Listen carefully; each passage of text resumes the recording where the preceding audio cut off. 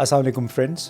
Today we are going to discuss a couple of issues that relate to women in Pakistan, the challenges that they face, and secondly we will also delve into what is in store for Pakistan as far as Afghanistan is concerned. A lot of developments. So for that, to have a Pakistani perspective, we have with us Shandana Gulzar, one of the few female parliamentarians in Pakistan's national parliament, that is called the National Assembly, very vocal, articulate, who knows a lot more than many others as far as commerce is concerned. She has spent considerable time in Geneva under hunting a lot of things under WTO, and also being at times uncomfortable for a number of male colleagues, who wouldn't come prepared for meetings, but then they were dealing with a lady who had come prepared and who wanted to challenge the nitty-gritty of agreements that were being discussed or were about to be signed. So thank you, Shandana, for sparing this time for us. For the audience abroad, a lot of people often hear negative things about Pakistan as far as women are concerned. So the projection on Pakistani women is usually negative. What are those challenges that basically create this environment, this negative image of Pakistan, which then distills through the international media? Thank you, Imtiaz, for inviting me and for the kind words. I think your question has a two-pronged answer. One is, of course, the inherent media biases, and I'll explain to you where they come from. The second is obviously mismanagement by Pakistan itself, which can be further subdivided as well. But rather than blaming external factors, let's just deal with the internal factor first. Within the Pakistan factor, there are two. One, in Pakistan, there is a huge misconception about women's issues and women's rights. It's always brushed under or crowded together under the ambit of human rights, seen as an NGO's agenda or a Western agenda, which is absolute nonsense. Our religion, our culture has always placed women on an equal pedestal. In Switzerland, women got the right to vote in 1975, and in Pakistan, we got it in 1947. So that says a lot about where we were 50 years before a major developed Western European country. The issue is the following. We have allowed, during General Zia's era, to allow extremists to take over mainstream Islam. These people have their own political agenda. It's a power agenda. It is not an Islamic agenda. And those of us, people like you and I, who don't like conflict, who don't like protests, we watched silently as they took over Pakistan's national narrative. We allowed them to define who we are, and that is our failure. And of course, there were ensuing repercussions from the war in Afghanistan. Where Afghanistan goes a statement, so goes Pakistan. And so we allowed rampant Talibanization in Pakistan, first by the Americans, then by the Russians, and then whoever else was involved, not looking at the impact and fallout it would have on the women in Afghanistan. And of course in Pakistan, as I said, General Zia's Hudud laws, they did a lot to destroy the very roots of this country. We're fighting back now, but it's not easy to regain lost space. Now, the second thing is, of course, the success stories we have in Pakistan, Benazir Bhutto, Fahmida Mirza, so many women in Pakistan, Muslim world's first speaker, Muslim world's first prime minister, Muniba Mazari, our cricketers, our players, our hockey, squash, our women doctors, our women nurses. Why don't we capitalize on it? Why? Because we don't know how to handle the media. Now that is a failure of the NGOs, of the government, of the people, of the women. Yeah, that's what I wanted to ask, basically, why we have plenty of stories. Number of women in almost every field. There are female journals. General, yes. The Muslim world's first general. Precisely. We have women pilots in the Pakistan Air Force. There are women pilots in the Pakistan International Airlines. Scientists everywhere. But the center stage that Pakistani woman takes in the international media is the victim. Is the victim. Why so? So as you are saying, this is our own failure of how to market and how to project ourselves? There are good men in Pakistan, as there are good men everywhere, but this is a woman problem. We women realize that changing our image is in our hands. We expect the men to do it for us. They're not going to. Nobody is going to hand you your rights on a platter. And if it is the right to be seen, to be visible, you have to fight for it. Thank God yesterday we got Pakistan's first female Chief Justice of the Supreme Court in 74 years. So this is a struggle. And we don't want positive discrimination. We just want women to be recognized on their merit. We are not saying that we're children of a lesser God. So for that, we have to fix our own home. But on the international front, our media has not been as active as it could be. We highlight all of the wrong things because it sells. Negativity sells, positivity doesn't. So we have to find a new paradigm now. I'll give you an example. And of course, when you said the international media, there is a bias. When I was based in Switzerland, in Geneva, as a legal advisor for Pakistan on trade, I remember at that time that Delhi was easily the rape capital of the world. And yet you couldn't put an ad, an article against them either in the Financial Times or in the Sunday Times.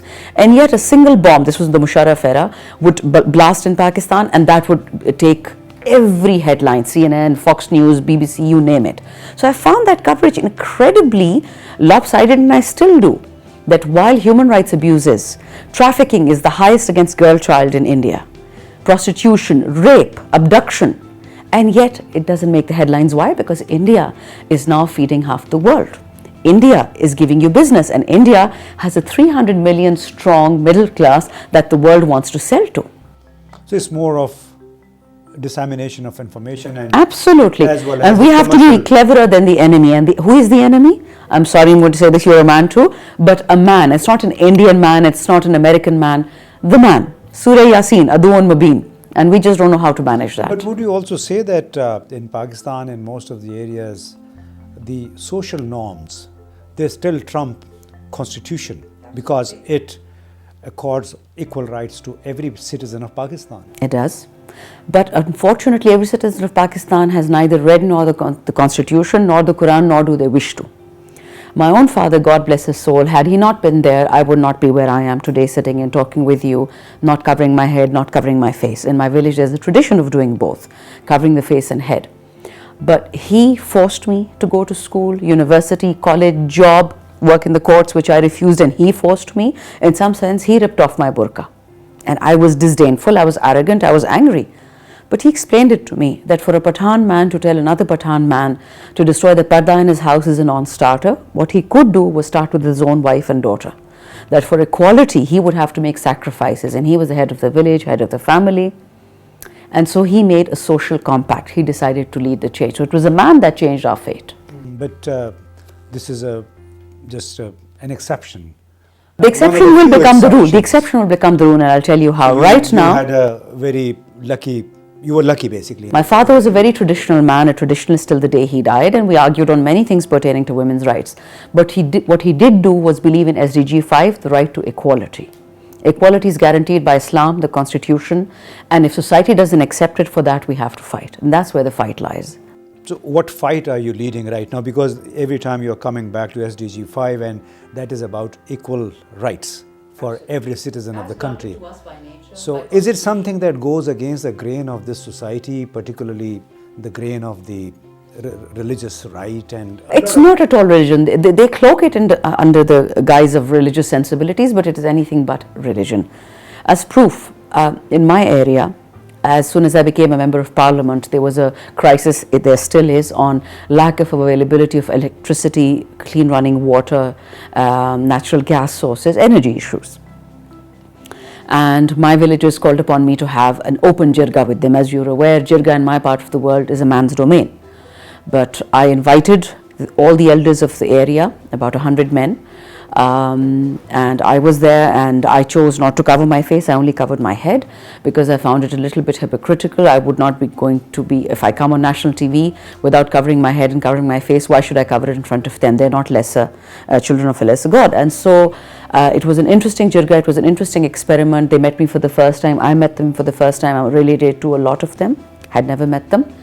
And what I loved about that meeting, though I was incredibly nervous about offending their cultural sensibility, they were equally nervous.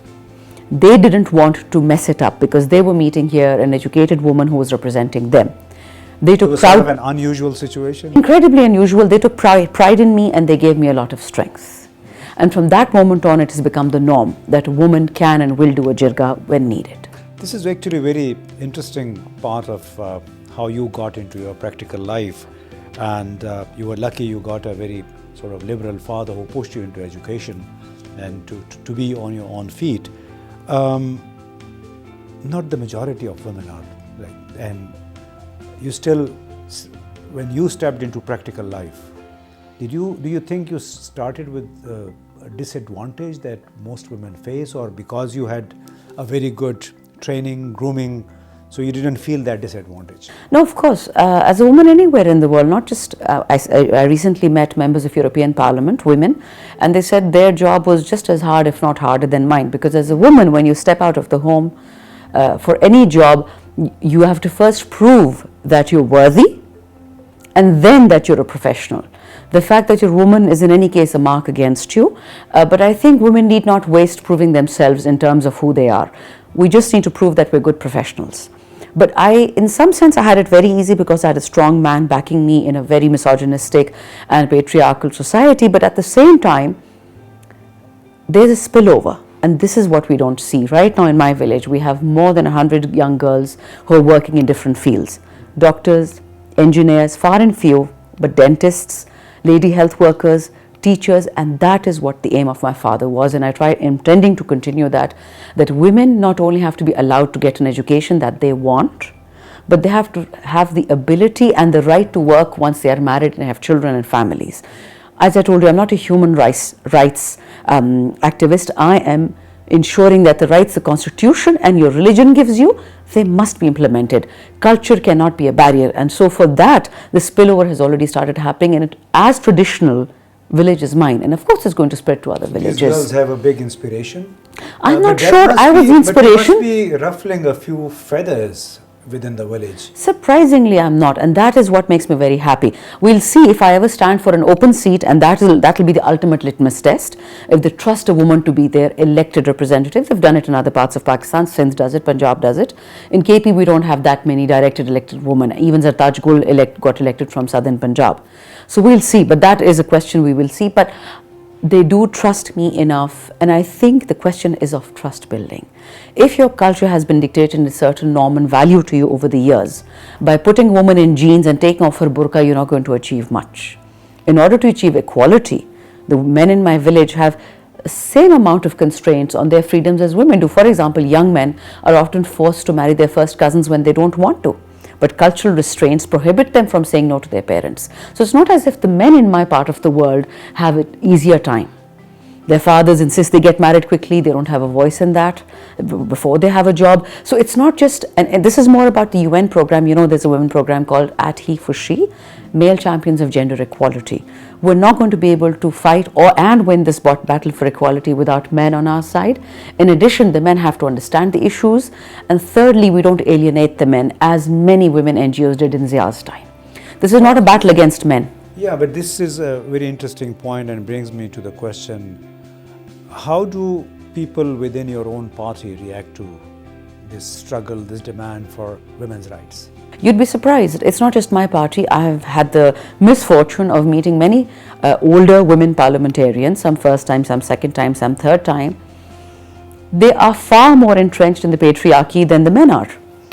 The older women don't accept us first timers or younger ones as deserving of a place in the parliament because they feel we don't bring age to it. Now, I'm now 46. I can't wait till I'm 60 because I don't know, frankly, if I live to 60. So the patriarchy is alive and well, but it's not the men, and that's what we tend to get confused about. The patriarchy, mother-in-laws in Pakistan, like in India, are a huge part of society's increased number of divorces. But people don't get it that women are a part of the patriarchy. So we have to change as a culture in toto. I don't know if you're aware that in India, they try to introduce a law to cut down on the amount of divorces that were taking place in middle income families, both lower income and upper middle income, because a divorced couple tends to destroy the economy. They were not doing it for religious reasons. So in Pakistan, we have to understand that women are the backbone of the economy. We're 52% of the population. So we're a national issue. We're not a women's issue. We're not a human rights issue. And that's how we have to be seen.